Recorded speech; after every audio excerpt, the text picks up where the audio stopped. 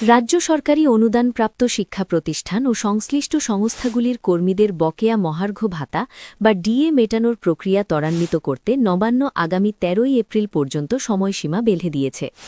১০ April অর্থ দপ্তরের পক্ষ থেকে জারি করা একটি নির্দেশিকায় জানানো হয়েছে যে বকেয়া ডিএ এবং পেনশনারদের মহার্ঘ ত্রাণ প্রদানের নির্দিষ্ট কার্যপ্রণালী বা এসওপি দ্রুত জমা দিতে হবে সংশ্লিষ্ট দপ্তরগুলিকে।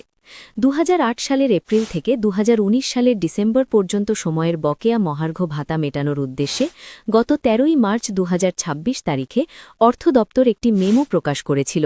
এরপর ১ এপ্রিল একটি পর্যালোচনামূলক বৈঠকে প্রশাসনিক দপ্তরগুলিকে এসওপি তৈরি করার নির্দেশ দেওয়া হয়েছিল, কিন্তু এখনও পর্যন্ত কোনো দপ্তরের পক্ষ থেকেই এসওপি জমা দেওয়া হয়নি। এই এসওপি জমা না পড়ার কারণে ট্রেজারি বা ডিডিওরা বকেয়া টাকার বিল তৈরি করতে পারছেন না এবং সরকারি এইচআরএমএস বা ই-বন্টন পোর্টালে ফান্ডের অনুমোদনের প্রক্রিয়াও থমকে রয়েছে।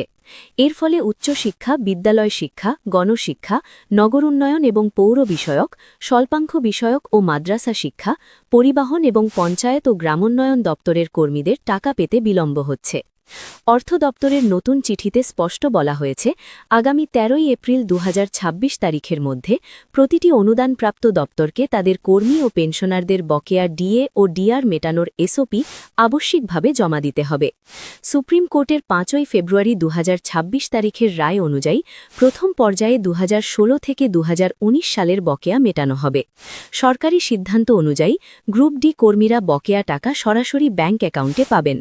অন্যদিকে গ্রুপ এ, বি এবং সি কর্মীদের টাকা ২৪ মাসের লক ইন পিরিয়ড সহ জিপিএফ অ্যাকাউন্টে জমা হবে। ধন্যবাদ।